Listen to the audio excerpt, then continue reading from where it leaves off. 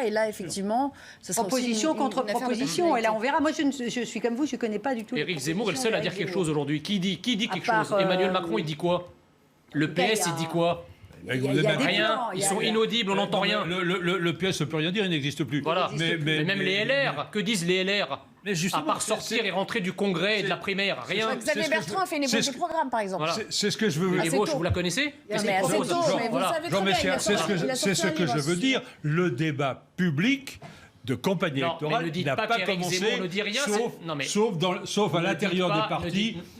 Mais laissez-moi terminer. Sauf à l'intérieur des partis où effectivement on essaie de désigner un candidat. La gauche, elle essaie d'exister bien difficilement. Et puis il y a Macron qui est sur son bilan. Mais pour l'instant, la campagne électorale, le débat d'une campagne électorale n'a pas commencé. Et les Français ne sont pas dedans. Nous sommes dedans, pas les Français. Ne dites pas qu'Éric Zemmour ne dit rien, c'est le seul à dire quelque chose. Lui, il dit et les autres ne disent rien. Oui.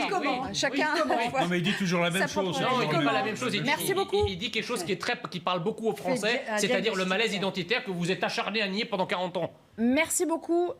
Éric Zemmour sera l'invité de Pascal Praud. Ce sera demain dans l'heure des pros. Et puis dans un instant... Il dira peut-être quelque chose à ce moment-là. Punchline avec Laurence Ferrari. Oui, ça va continuer. Je vous jure, ça va continuer ce débat hors antenne.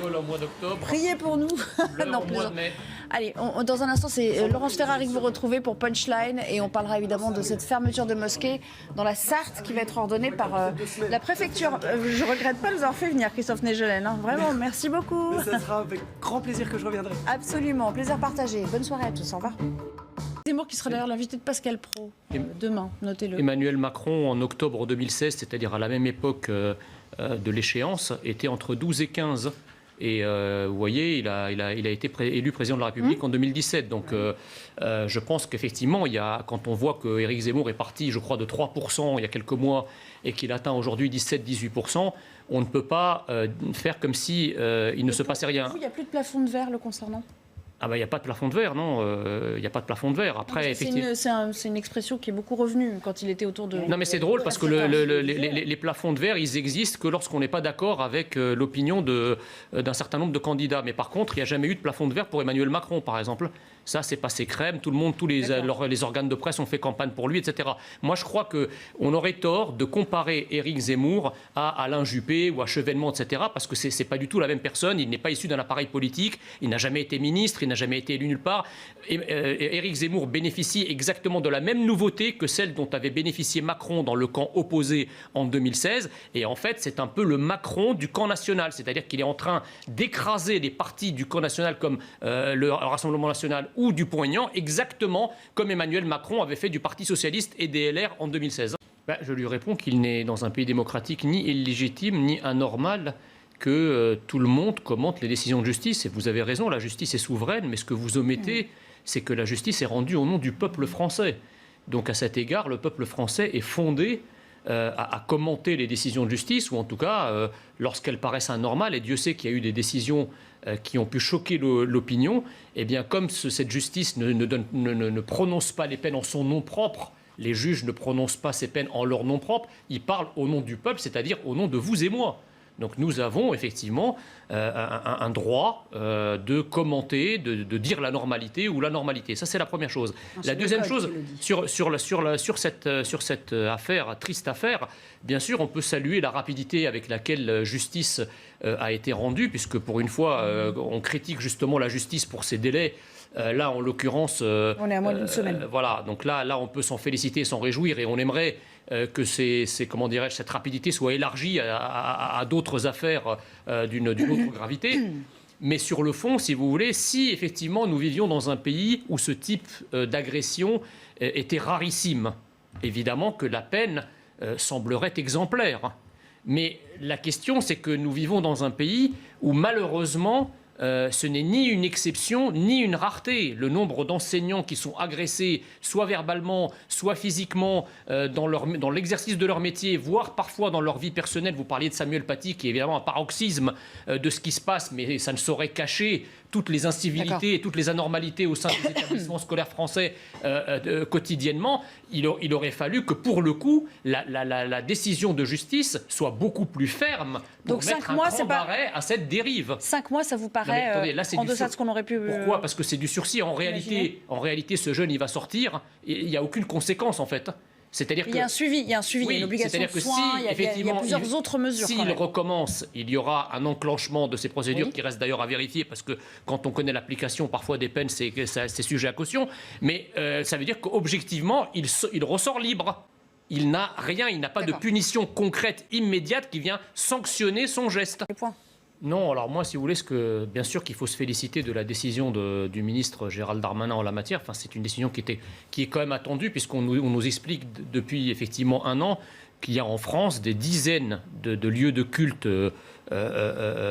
musulmans qui posent effectivement problème, donc des mosquées radicalisées. Donc le jour où on nous annonce qu'il y a une mosquée qui va être fermée par le ministre de l'Intérieur, on se dit, ils doivent quand même, vu la résistance, si vous voulez, le fait qu'il n'y a pas tant de mosquées que ça qui ont été fermées depuis qu'on nous a annoncé un certain nombre de chiffres, on se dit quand même qu'il y a dû avoir une matière énorme pour justement rendre évidente la fermeture. D'accord, ça ne sera pas la seule, on vous répète, il y en a 10, voilà, il y en a 6 autres. Alors ça, c'est l'autre partie que je souhaite commenter, c'est que là, on est en train de parler d'Alonne. Moi, personnellement, je ne connaissais pas ce village. Ça veut dire qu'en fait, cette lèpre islamiste, ce cancer islamiste est en train de métastaser. On n'est plus dans les quartiers nord de Marseille, on n'est plus à Trappes, on n'est plus dans des quartiers chauds des banlieues de grandes villes. On est dans des petits territoires où il se passe ce genre de choses. Alors moi, je préférais qu'on parle. Ça fait des années qu'ils sont installés dans des petits territoires. Je préfère qu'on parle du Mans pour ses rillettes et non pas pour ses mosquées. Vous en avez dans des Madame, ne m'interrompez pas, je vous ai laissé parler, ne m'interrompez pas quand je parle. On se calme. Fermer, ça dépend. Fermer provisoirement, fermer définitivement. Qu'est-ce qu'on fait des personnes ? Parce qu'on parle de lieux de culte, mais ces lieux de culte, je veux dire, il y a des gens derrière. C'est pas des murs qui se sont radicalisés. C'est des personnes. Il y a des fidèles, il y a des imams, il y a tout un tas d'individus, si vous voulez, qui font vivre ces lieux de culte. Qu'est-ce qu'ils deviennent ? Qu'en fait-on ? S'ils sont étrangers, s'ils sont français, on ne le sait pas. Bon, moi je crois que tout ça, en réalité, relève, même si ce sont des petits pas, ça relève quand même, compte tenu de l'ampleur du problème en France, ça relève pour moi du symbolique, si ce n'est de la gesticulation. Voilà, je pense qu'on n'a pas pris, le gouvernement n'a pas pris la mesure du problème, parce qu'il est entravé, il est inhibé à l'idée de toucher à l'islam de manière générale. Donc lui, dans sa tête, il fait un amalgame parce qu'il croit qu'en touchant à l'islam, il va amalgamer tous les musulmans. Donc il est inhibé par son idéologie. Écoutez, moi, ce discours-là, c'est un peu énervant parce qu'on a l'impression, à vous entendre, qu'effectivement, le gouvernement lutte efficacement contre l'islamisation du pays et contre le fondamentalisme islamique. Je crois qu'il y a une très petite minorité en France qui croit que le gouvernement a pris à bras-le-corps le problème de l'islamisation rampante et du fondamentalisme islamique. Je crois qu'il en fait un petit peu symboliquement pour dire qu'il ne fait pas rien, mais il n'a encore pas pris la mesure du problème. Notre pays est soumis effectivement à un assaut systémique qui n'est pas seulement les attaques terroristes, ça c'est la phase émergée du pic de haine qui existe dans notre pays, mais il y a tout le reste. Merci beaucoup. Jean Messia, est-ce que ces mesures qui sont évoquées par les autres débatteurs, elles sont suffisantes ou ça reste vraiment pour vous ça revient à se carapater, trop à minima, en fait, devant les malfrats. Je veux dire, c'est-à-dire que la police doit se cacher, en fait, qu'il faut maintenant... si vous anonymisez... C'est une manière de fuir si vous le anonymisez effectivement les identités des policiers, c'est une manière de les invisibiliser en quelque sorte, alors que normalement... Non, dans un État, excusez-moi, dans un pays normalement constitué, c'est effectivement aux voyous de s'invisibiliser pour pas qu'ils se fassent attraper. C'est pas aux flics. On est où là ? Oui, mais ils le demandent. Donc attendez. Aux États-Unis, par exemple. Moi, je crois. Une fois qu'on a dit la question. non, mais je peux finir mon juste patronyme sur l'uniforme. La question, si vous voulez, c'est comment on en est arrivé là. Encore une fois, comment ça se fait qu'on se réveille un matin avec des noms de flics affichés sur un mur ? Tout ça parce qu'on a encore une fois laissé se dégrader la situation. Quand les flics mènent mènent des semaines d'enquête, qu'ils arrêtent les malfrats, qu'ils les présentent devant les juges et que le lendemain, les mêmes malfrats sont dehors en train de faire des doigts d'honneur aux flics, ça c'est une première étape. Après, évidemment, ils se sentent pousser des ailes. Donc, qu'est-ce qu'ils font? Ils disent, si on risque rien, autant leur rentrer dans l'art et les jeter en pâture avec leur nom sur les murs. Donc, il faut inverser cette logique. Il faut mettre hors d'état de nuire ces malfrats. Il faut créer des unités spécialisées dans la pacification et l'unification du territoire français pour que cette criminalité soit terrorisée. Il faut terroriser. Voilà. Et je sais que vous allez nous expliquer qu'on ne peut rien faire, encore une fois.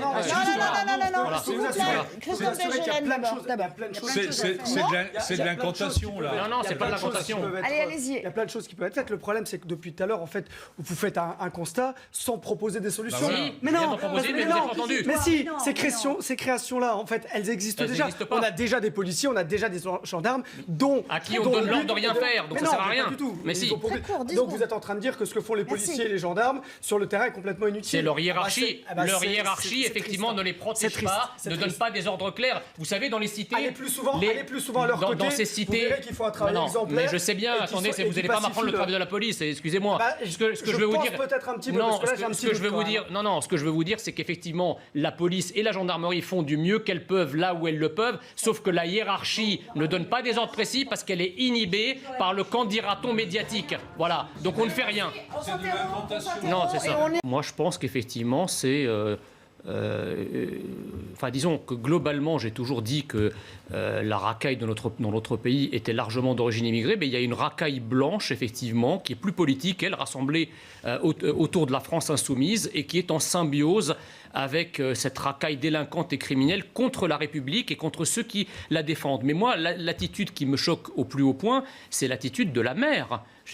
Pourquoi elle n'a rien fait jusqu'ici. Pourquoi n'a-t-elle pas suspendu le conseil municipal? Pourquoi n'a-t-elle pas suspendu le conseil municipal? Qu'attend-elle pour porter plainte contre de tels propos? Au lieu de quoi on la voit sur la vidéo avec d'autres de ses collègues socialistes se marrer comme des gogoles. Mais enfin, attendez, c'est grave ce qui vient d'être dit. En plus, elle est officier de police judiciaire en tant que maire. Entendre ça, alors je sais bien que la gauche explique que c'était à l'occasion d'une délibération qui visait à armer la police municipale. Mais alors, on ne comprend plus rien. Est-ce qu'on arme la police municipale justement juste par opportunisme politique pour satisfaire à la demande de la population sans en être soi-même convaincu? Et c'est ce que semblent attester ces images. Moi, je suis horrifié, scandalisé. Imaginez qu'un élu RN ou un élu de la droite avait dit un mot un peu désobligeant sur la racaille immigrée en conseil municipal. Mais on aurait immédiatement suspendu la séance. On aurait chanté le chant des partisans en boucle. France Inter et France Info auraient fait leur prime. Là, rien. Ça passe crème.